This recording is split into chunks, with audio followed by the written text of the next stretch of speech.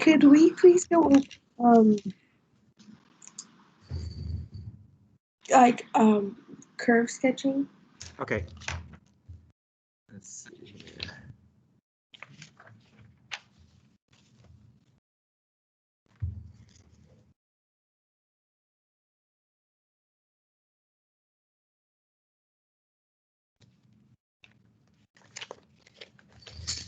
Okay, so this is off worksheet 1.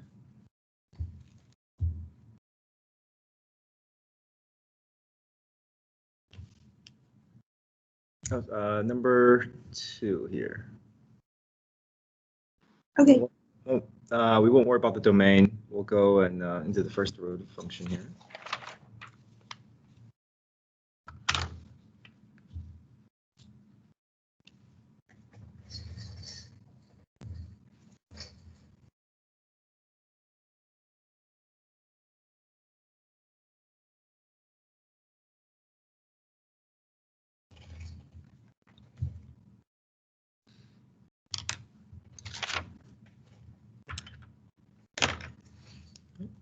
Finding relative max, relative min.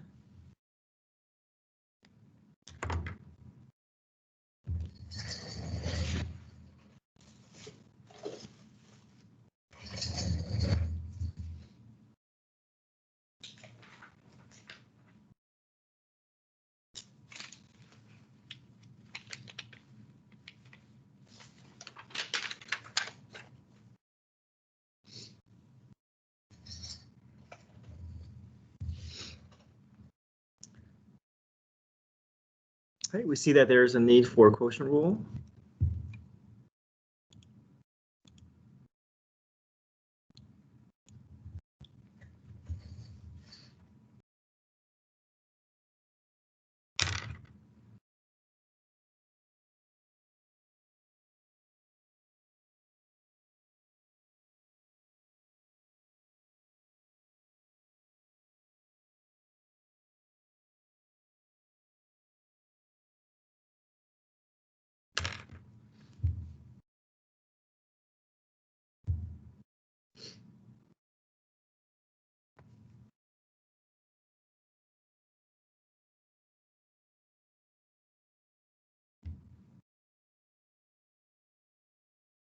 Okay, g prime, the derivative for e to the x is e to the x times 1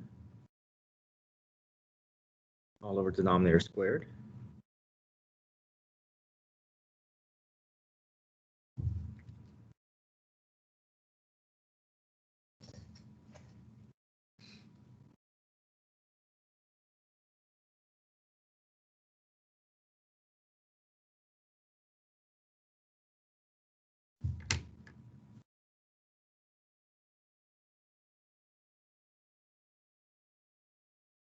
Factor out the e to the x.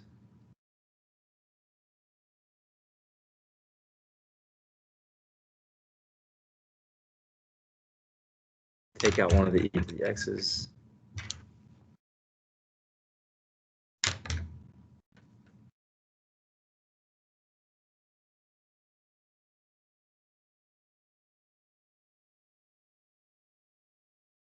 Okay, so there's our derivative.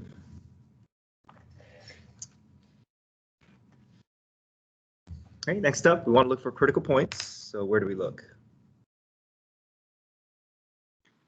The numerator. Okay, numerator and denominator. Denominator, yeah. So we're looking for critical points. Even if it's a slope undefined, we still want to look for it. Okay.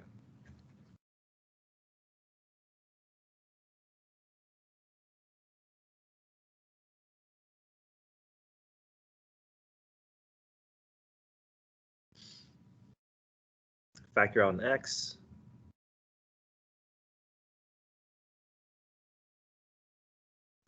I get x equals 0, x equals 2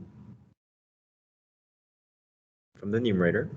From the denominator, I want to get that x, but that x is stuck in the exponent location. I want to find a way to be in a better location. So what if I take the natural log of both sides?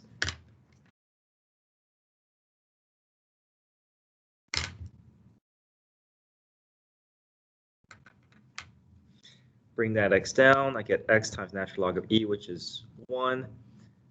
But there's an issue, right? What's natural log of 0?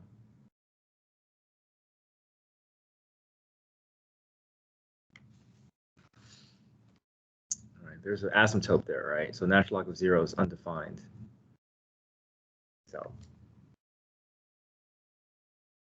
So we look for it, but no critical point from the denominator.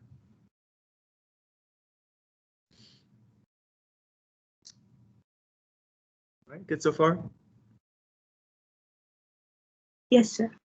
All right, so now we want to find or create our derivative sign line.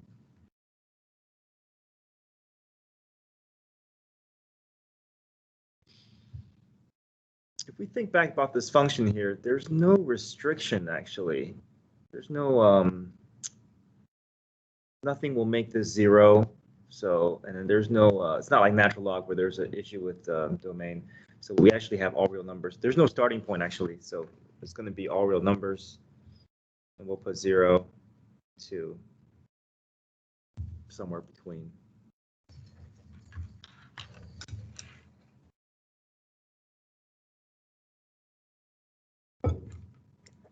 Okay, we test values on either side here.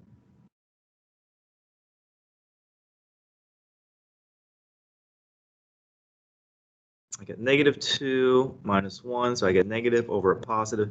E raised to any power is going to be positive, right? E to the second power is positive. E to the 0 is 1. E to the -1 is 1 over e, so it's a small fraction, but it's still positive. So basically, the denominator is always positive. So -2 minus 1 is negative, so we know our graph is decreasing. Okay, plug 1 in. 2 times 1 is 2. 2 minus 1 is 1. 1 over e to the first power, positive over positive. Plug 3 in. 2 times 3 is 6. 6 minus 9 is negative. Negative over positive is negative.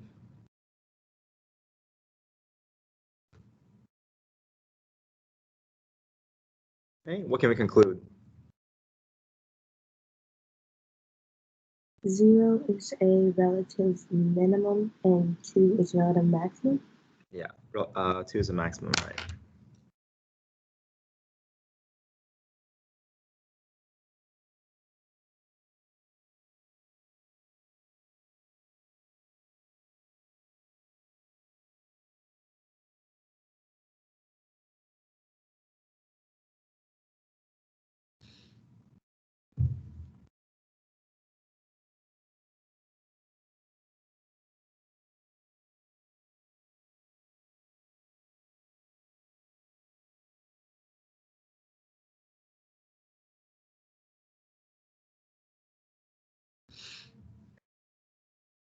Right. How do I find my order pairs?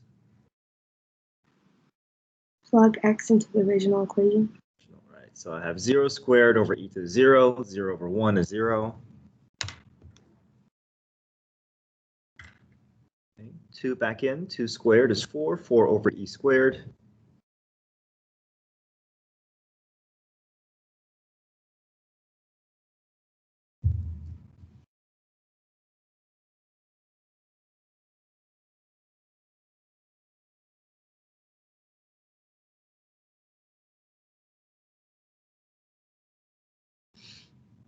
Okay, moving on to the second derivative.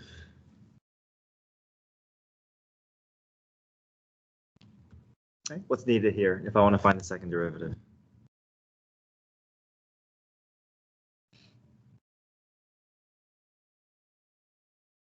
Quotient rule again, right?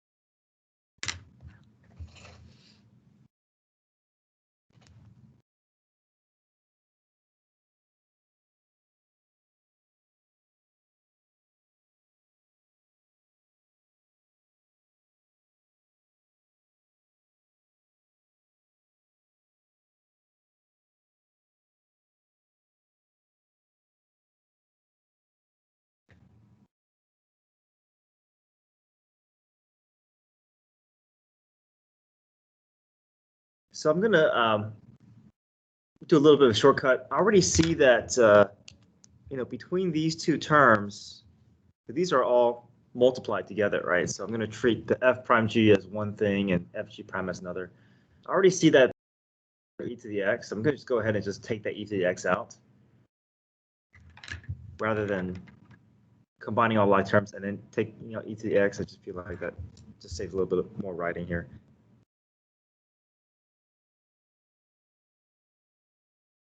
So if I take e to the x out, I'm still left with 2 minus 2x here. I'm still left with a negative 2x minus x squared here.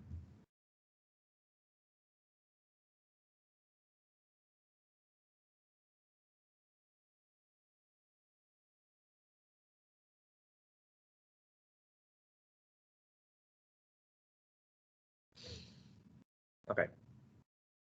Are we good from this step to this step? Yes. Do a little bit of combining here. Take out one of the e to the x's.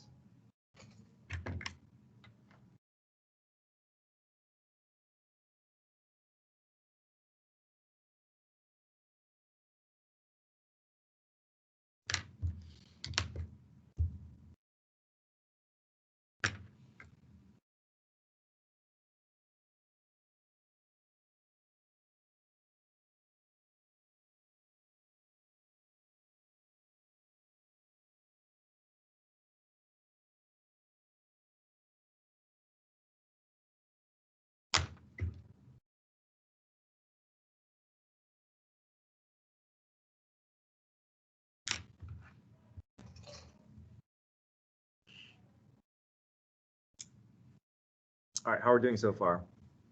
Any questions? Mr. Yang, did you say you took out an x? I took out an e to the x. Okay, never mind. Yeah. And I took out, and I canceled that out, but I didn't take out any x's. Okay, what's next?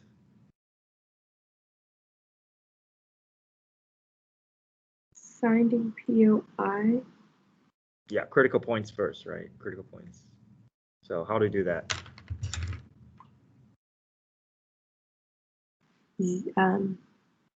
Zero in both the numerator and denominator. Yeah.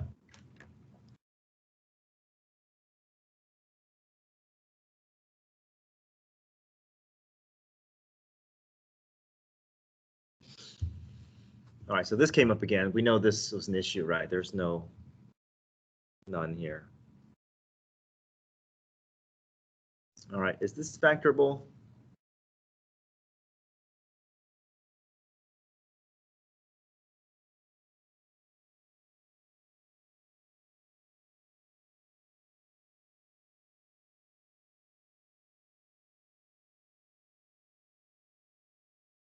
What do you guys think?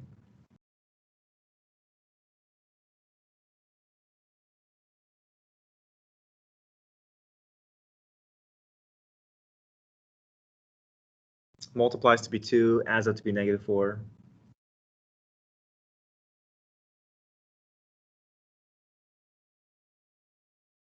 All right, it's actually not factorable, so we have to go through what?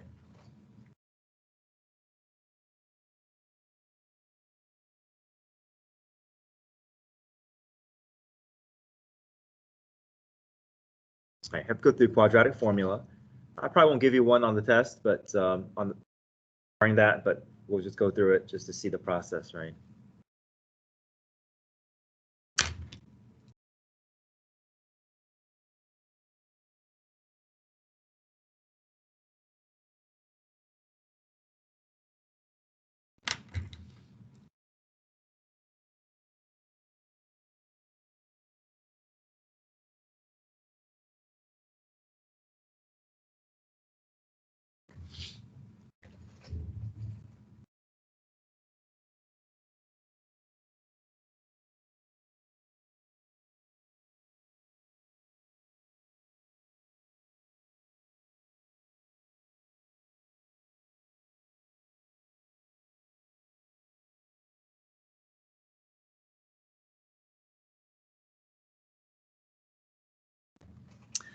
So we have 2 critical points.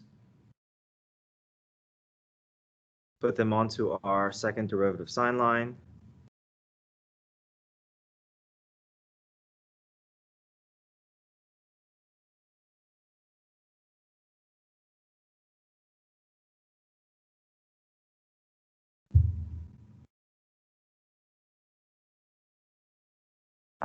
Use our calculator to at least have some idea where those decimal values are.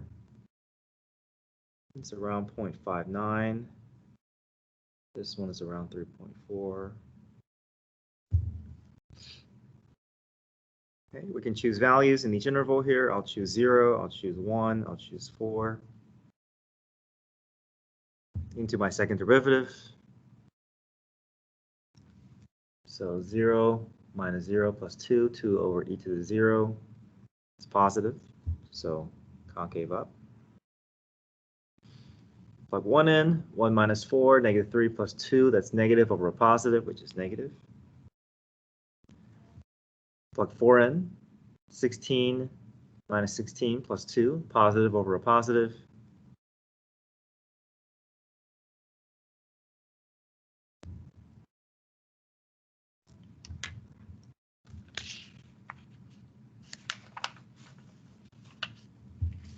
Mr. Yang, Yes.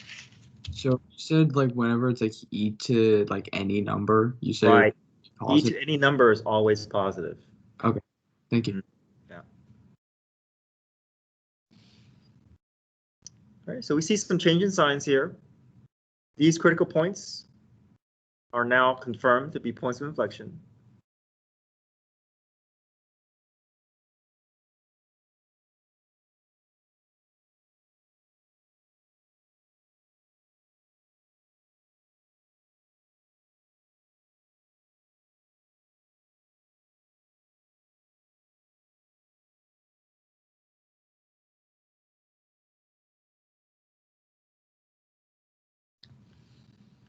And if I ask you for the y value, you just plug this mess back into the original function and just give me a decimal value.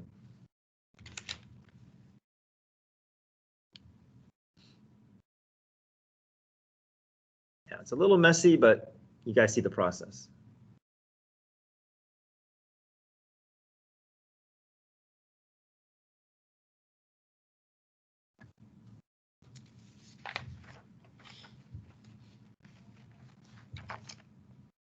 So, for finding the relative min and max, so you always want us to find y.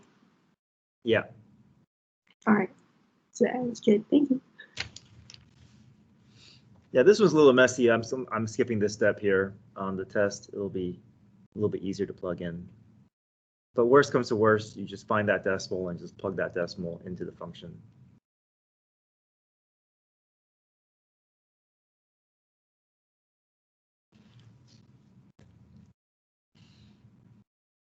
Okay, yeah, we'll do a curve sketching in class. We'll do a particle motion in class as well.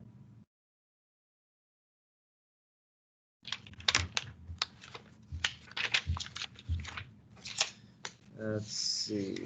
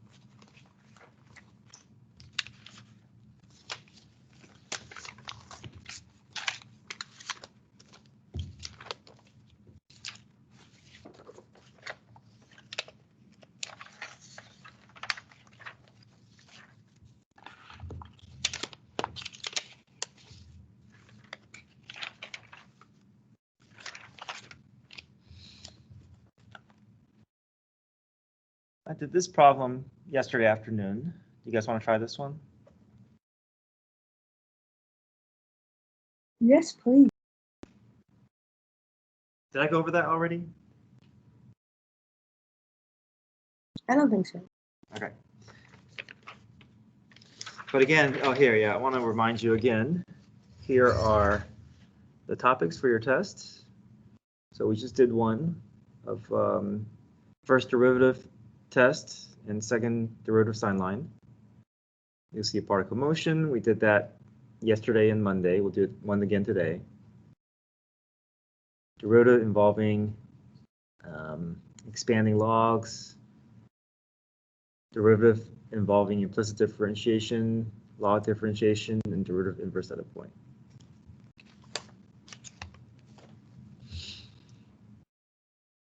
Okay, so how would you start this process here? Maybe we can rewrite the problem. How would you rewrite it?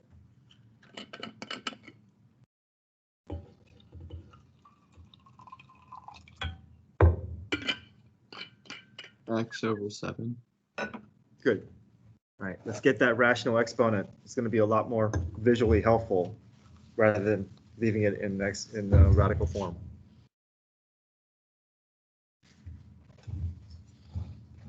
Okay, what's next?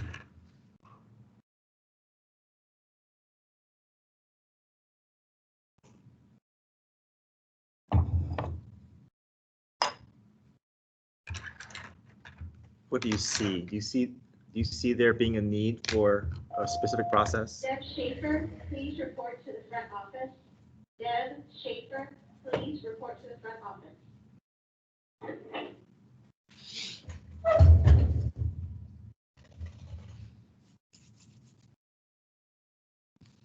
Can we use chain rule for this? Can we use power rule for this? This is a specific derivative rule.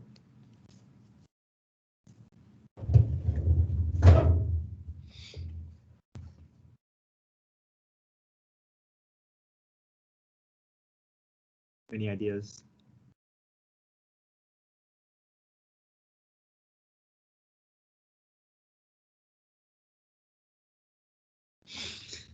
Okay, so we have a variable expression raised to a variable expression.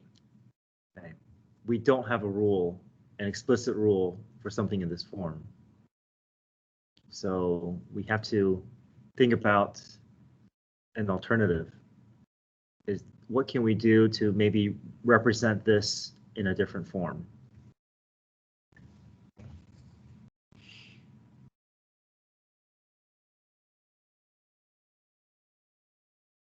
What can we introduce? Could we introduce an E? Well, if we introduce E, that we still can't move that, right? But I think you're kind of on the right track. What else can we introduce? A log? Yeah, natural log, right? Because if we introduce natural log, all of a sudden we have all these properties available, and those properties, one of those involves exponent, right?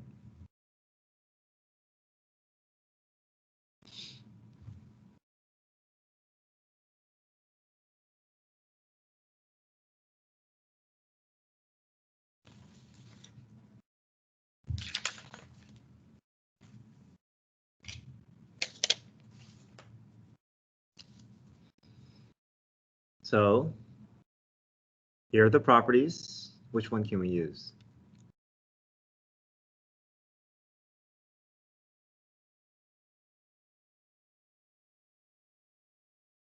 Power property, right? Bring that 1/7 down in front, right? Now we can begin thinking about derivative.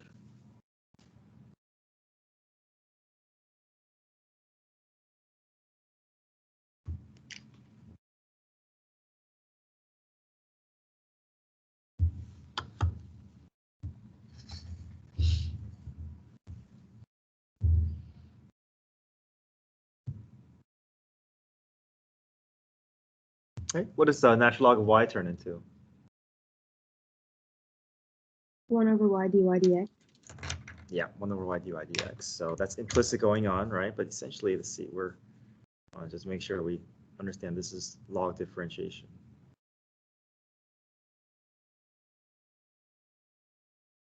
All right, take natural log of both sides.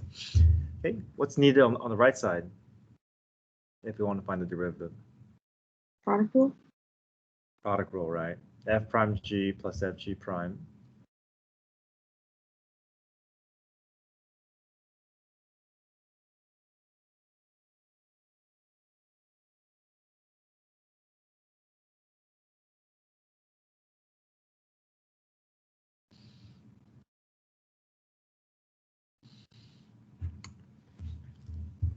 So f prime 1/7 x becomes 1/7. G function stays.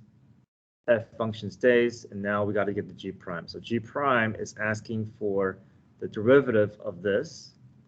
Now this is not something that we can expand, right? This is not in the form where we can expand it. Right? We don't have a rule for natural log of a minus b. So it doesn't fit any of these properties. We have to leave it in this form. We jump directly into our derivative rule, which is u prime over u. So think of your u value as everything inside the parentheses. We need to find the derivative of everything inside the parentheses and put it in the numerator location of our g prime. So x squared becomes 2x. Natural log of x becomes 1 over x. So we have 2x minus 1 over x, and that represents the u prime of my larger natural log problem. So u prime over u, my u value is my parentheses expression. So it's all this mess.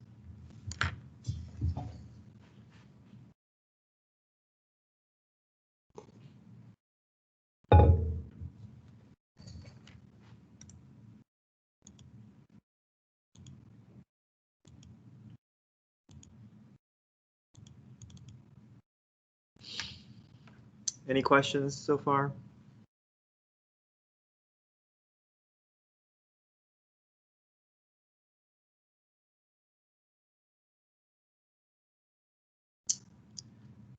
Okay.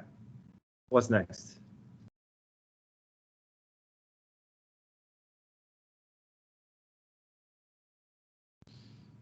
What's our goal? We're trying to solve for what?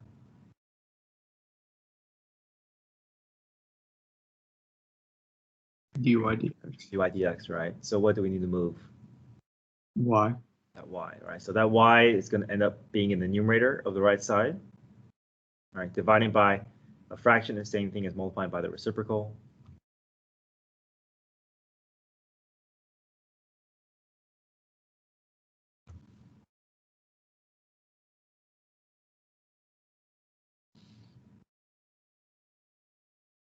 And what is one final substitution that we can make?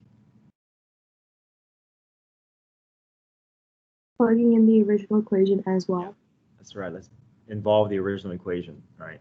We should be able to represent our derivative purely in terms of x. We shouldn't have to handle any y. Y is kind of like a placeholder until we're ready for our final answer.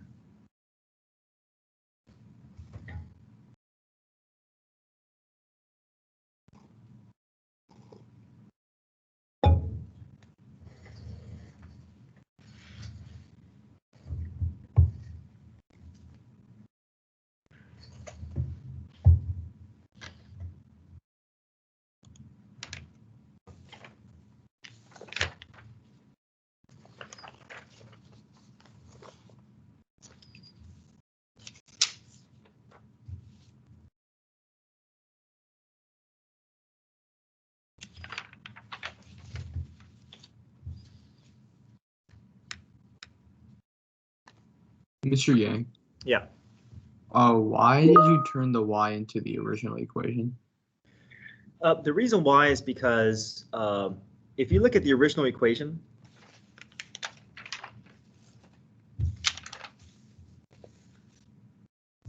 go back.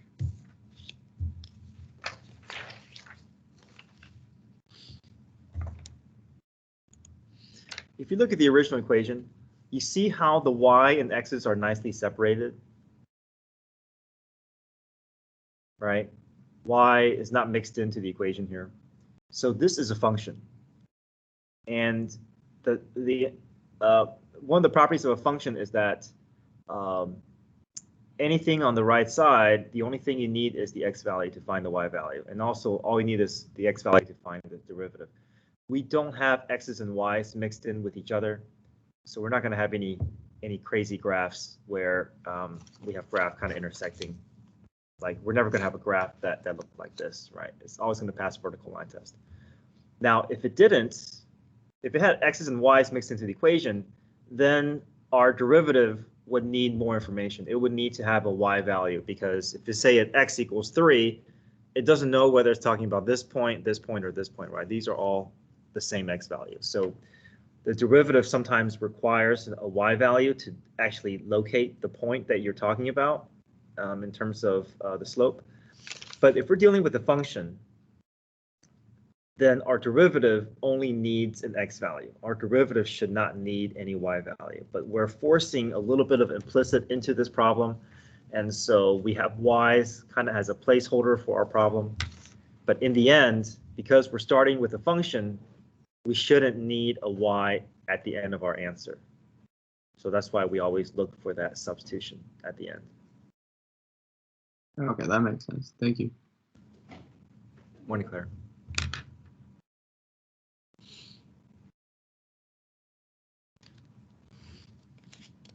Okay.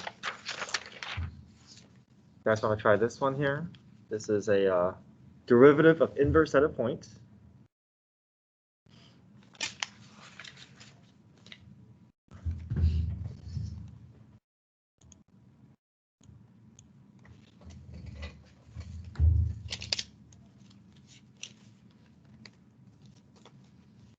Okay, here are the steps.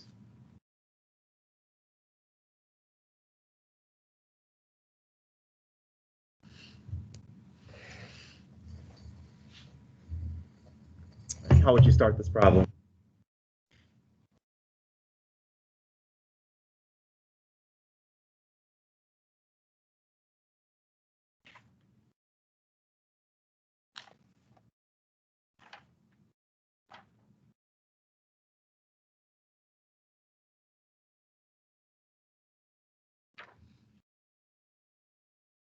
So the number that's given to us is really the y value of the function, right?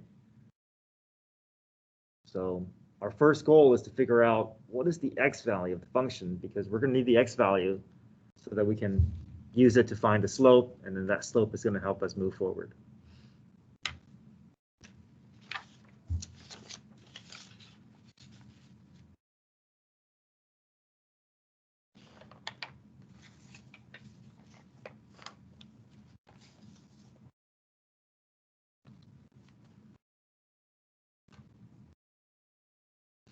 Okay, so I plug in 2 into the y location of my function. And I'm just going to move that 2 over, get that 0 to show up, and then I realize that this is not something that I can factor. I got to go through a series of guess and check.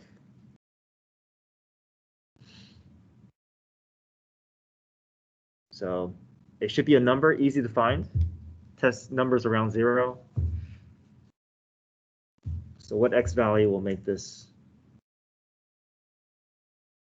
a true statement?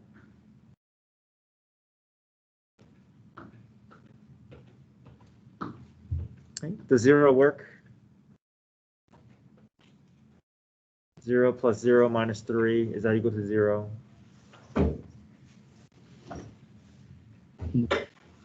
Okay, it doesn't work, right? What about 1?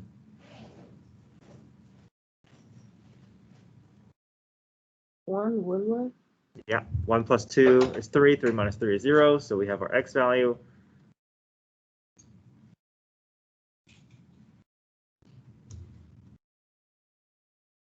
So now we're going to go ahead and we're going to find the derivative of our function. And then the derivative of the function is eventually going to lead us down the path where we can use that to find the derivative of the inverse. Okay, so what's the derivative of our function?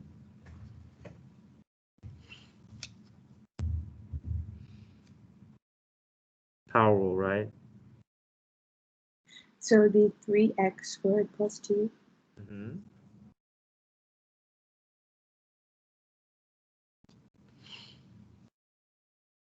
So once we have that 3x squared plus 2,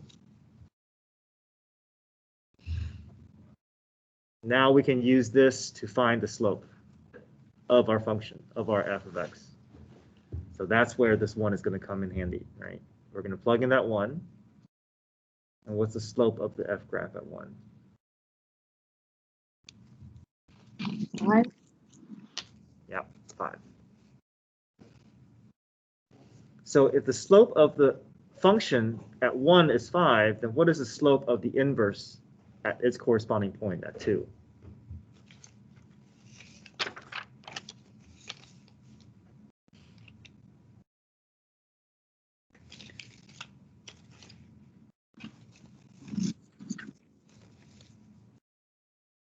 Okay, the derivative inverse at its corresponding point is going to be the reciprocal of the slope.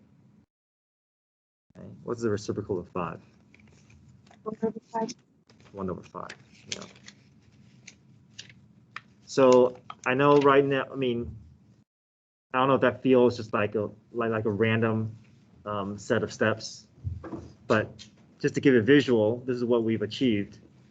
Imagine, so what we did was we went through that process to find those corresponding points, right? So we have an order pair that's at 1, 2 for the function. We have an order pair on the inverse, which is at 2, 1. We found the slope of the function being 5. And if the slope of the function is 5, then the corresponding point on the inverse is going to be not as steep. It's going to be the reciprocal of that number. So if this is 5, then this is 1/5. So that's the relationship between the slope at corresponding points between the function and its inverse.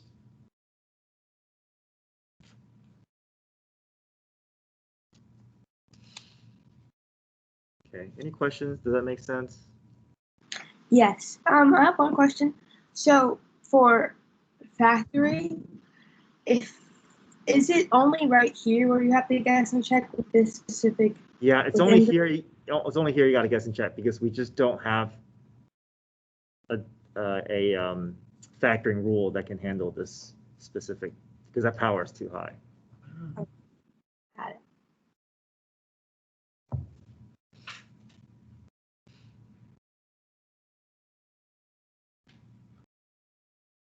All right, I'll have a help session again, second half, and then after school today and before school tomorrow. Thank you. All right, see you guys in class. Thank you, Mr. Yang. All right, bye.